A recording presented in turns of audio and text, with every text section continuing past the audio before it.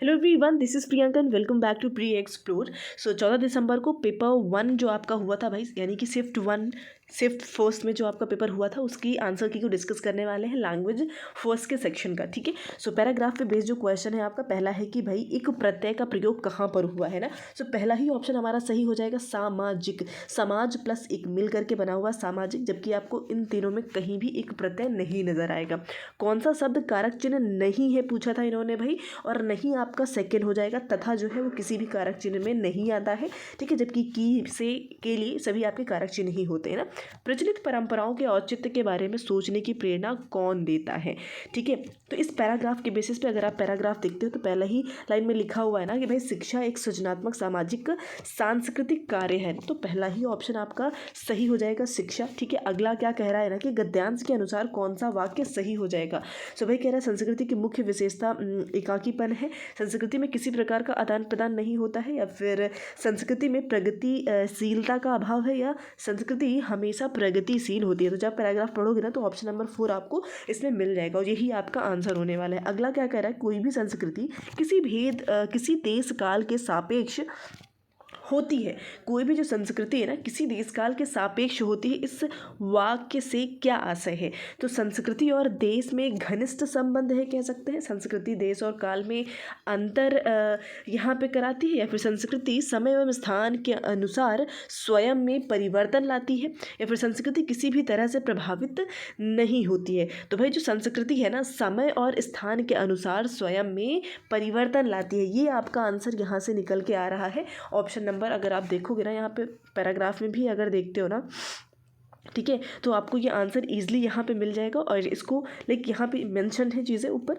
और आंसर यहाँ पे आपका सेकंड हो जाएगा। ठीक है, कौन सा, संस्कृति समय और स्थान के अनुसार स्वयं में परिवर्तन लाती है। अगला क्या कह रहा है कि संस्कृति पर तरह तरह के प्रभाव पड़ते हैं। ठीक है, और तरह तरह के प्रभाव पड़ते हैं, यह बात कैसे समझी जा सकती है।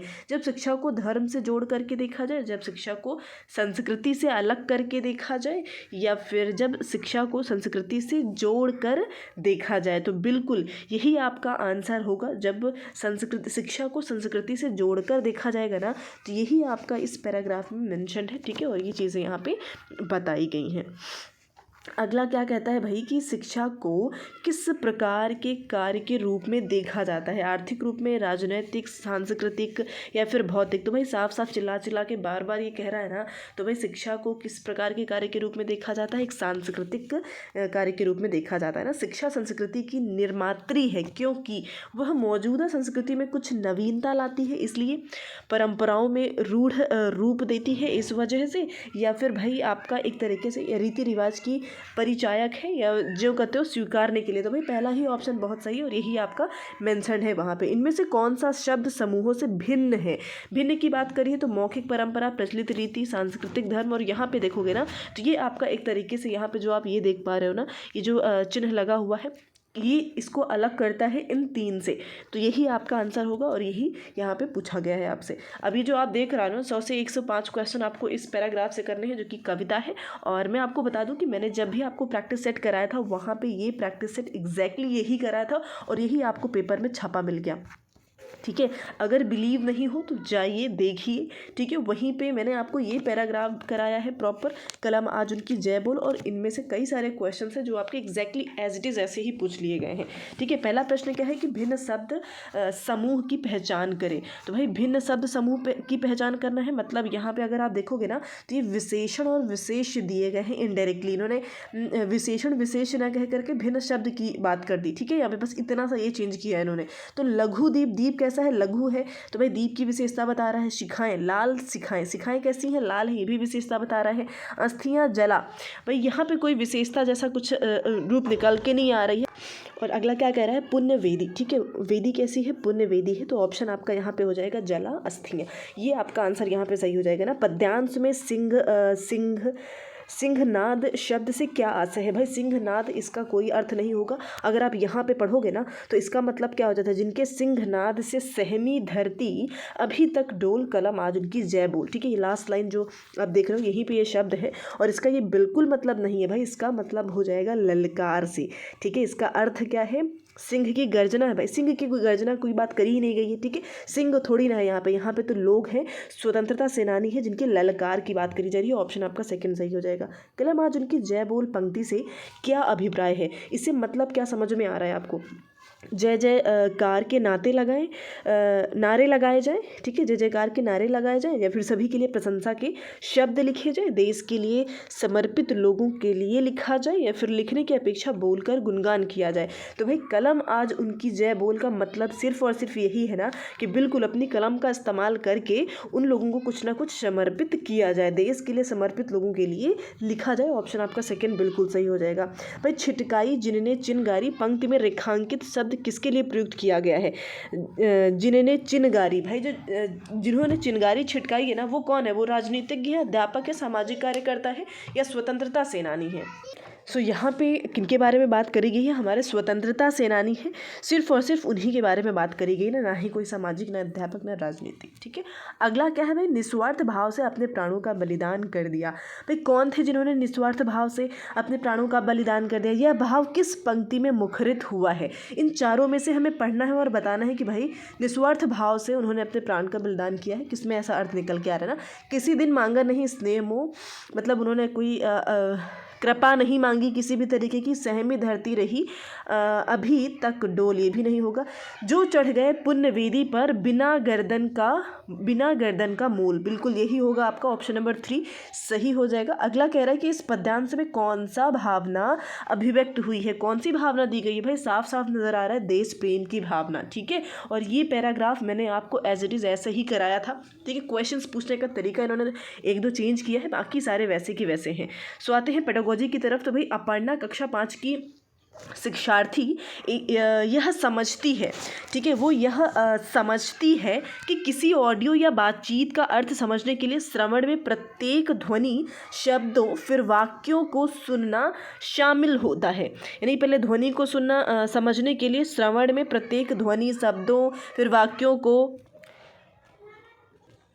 और वह श्रवण दिगम के किस उपागम युक्ति में विश्वास रखती है ना। तो भाई यहाँ पे अगर आपका आंसर की बात करते हैं तो आपका अधोगामी हो जाएगा, बॉटम अप अप्रोच, ठीक है। ऑप्शन नंबर सेकंड की तरफ चलेंगे। अगला प्रश्न कहता है कि कक्षा 6 के अध्यापक आज पढ़ी जाने वाली भाषा सामग्री को शिक्षार्थियों के पूर्व ज्ञान और अनुभव से जोड़ने के लिए वार्म अप गतिविधि करवाती है। पाठ्य सामग्री पढ़ाना शुरू करने से पहले शिक्षार्थी को पाठ्य सामग्री कहानी के चित्र देखने के लिए कहती है, और वह अपने शिक्षार्थियों से क्या करवाना चाह रही ना, मतलब उसने कोई चीज़ शुरू करने से पहले, पाठ्य सामग्री शुरू करने से पहले उसने चित्र बच्चों को दिखाया ना, तो चित्रों के माध्यम से कहानी की मन में कल्पना करवाना चाहती है बच्चों से, या फिर चित्रों की सराहना कराना चाहती है, तो बकवास है भाई, ठीक है। या फिर पाठ्य सामग्री के बारे में अनुमान लगवाना चाह रही है, या फिर चित्रों को समझने की क्षमता विकसित करना चाह रही है। बिल्कुल बहुत पॉजिटिव है और आपका यही आंसर हो जाएगा ना भाई। वो चाहती है कि पिक्चर्स को देख करके भी उससे कुछ ना कुछ वो सीख सके, और उससे अपने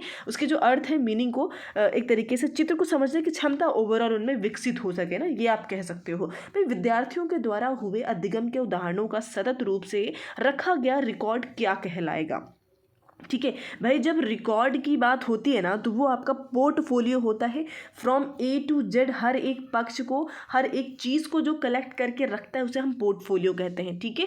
और अगला क्या है, निम्नलिखित में से कौन सा भाषा के बारे में जानना से संबंधित हो जाएगा। भाई भाषा के बारे में जानने से संबंधित ये नहीं कहेंगे हम कहेंगे भाई सिर्फ और सिर्फ प्रक्रियात्मक ज्ञान को, ठीक है। जो प्रोसीजर है एक तरीके से प्रॉपर, उसे हम कहेंगे भाई आपका भाषा को जानने का जो एक तरीके का रिसोर्स हो जाएगा। निम्नलिखित में से कौन सा कथन भाषा की बोली के बारे में सही है। भाषा की बोलियां एक क्षेत्र से दूसरे क्षेत्र में भिन्न भिन्न होती हैं क्या, बिल्कुल हो सकती हैं, ठीक है। एक भाषा की विभिन्न बोलियां बोलने वाले दूसरी बोली बोलने वाले की बात समझ बिल्कुल नहीं भाई। अगर अलग अलग भाषा से आप बिलोंग कर रहे हो, अलग लैंग्वेजेस से, तो उनकी बोली को आप कैसे समझ पाओगे। बोली एक बड़ी श्रेणी और भाषा तुलनात्मक रूप से छोटी श्रेणी है, ऐसा कहना भी गलत है भाई। कभी कभी विभिन्न सामाजिक समूहों के लोग एक भाषा की विभिन्न बोलियाँ बोलते हैं, ऐसा हो सकता है क्या, बिल्कुल नहीं भाई। जहाँ पे बात हम भाषा की बोली के बारे में करेंगे तो ऑप्शन यहाँ पे आपका पहला सही हो जाएगा। अगला है भाई, सामग्री की प्रामाणिकता किससे संबंधित है। ठीक है, अध्यापक द्वारा अपनी कक्षा के लिए लिखी गई सामग्री से संबंधित है, सत्तासीन लोगों के द्वारा विकसित लिखित सामग्री से है, जीवन के वास्तविक संदर्भ, भाई वास्तविक शब्द यूज कर लिया गया ना, जीवन के वास्तविक संदर्भों में विकसित या लिखित सामग्री से संबंधित हो जाएगा। ठीक है, ऑप्शन नंबर यहाँ पे 3 बहुत सही होने वाला है। अगला कह रहे हैं कि कक्षा 6 की अध्यापिका बोलने से संबंधित किसी गतिविधि के लिए निम्नलिखित कार्य तैयार करती है। ठीक है, कौन सी कक्षा 6 की जो टीचर है अध्यापिका बोलने से संबंधित किसी गतिविधि के लिए निम्नलिखित कार्य तैयार करती हैं। रेगिस्तान और उसकी जलवायु स्थिति के बारे में कोई 5 वाक्य बोलिए।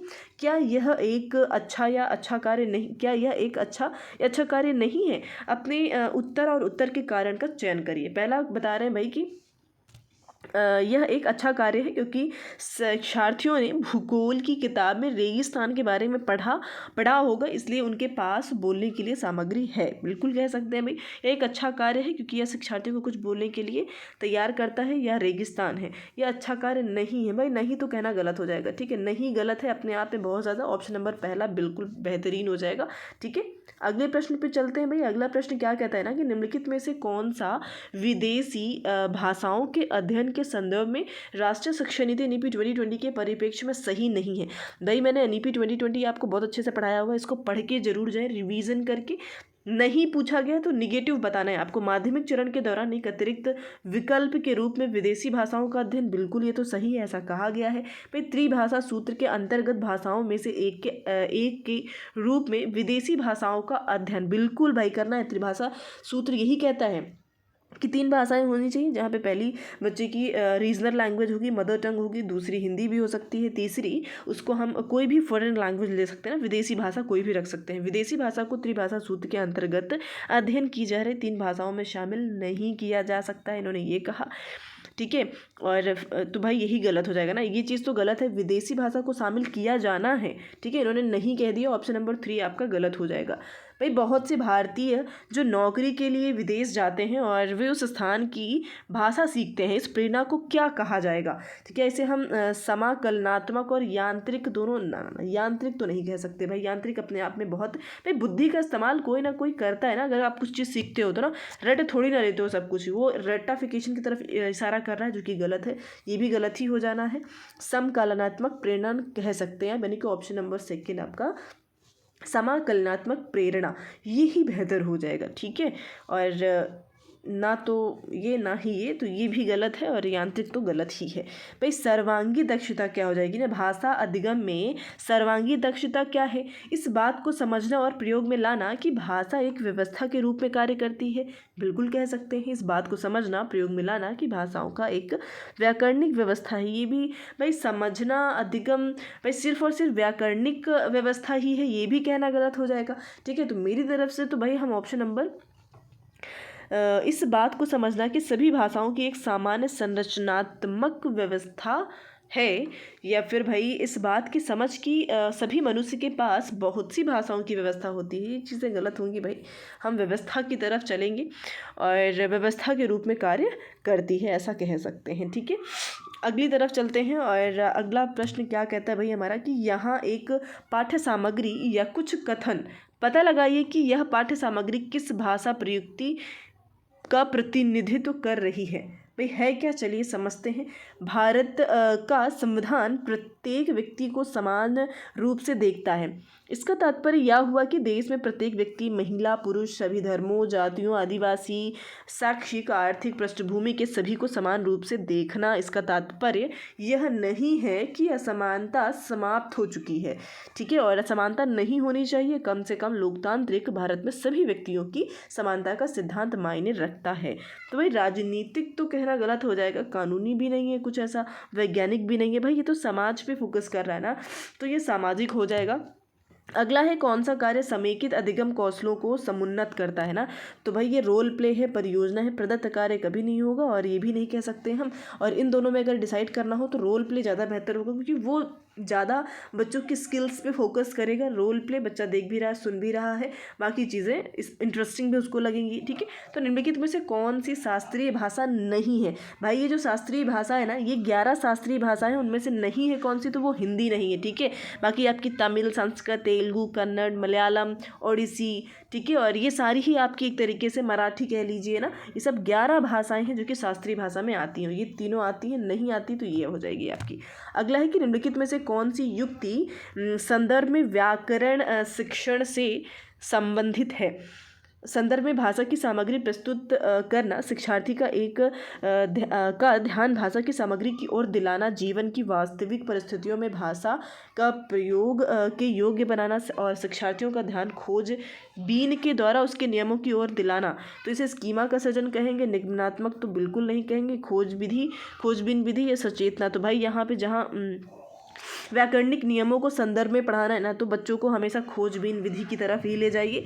और भाई बहुत ही बेहतरीन क्वेश्चन आप लास्ट में रिसेप्टिव स्किल्स पूछ लिया गया ना, तो रिसेप्टिव स्किल्स जहाँ पे आप चीज़ों को रिसीव कर रहे होते हो, तो सुनकर और भाई पठन करके, रीडिंग करके, लिसनिंग और रीडिंग, ये दो होती हैं जिन्हें हम रिसेप्टिव स्किल्स कहते हैं। ठीक है, तो ऑप्शन नंबर यहाँ पे 4 सही हो जाएगा। सो ये सेशन हमारा यहीं पे ख़त्म होता है, और इसके बाद हम पेपर 1 के भी आंसर की जल्दी ही तुरंत करेंगे जैसे ही मुझे पेपर मिलता है।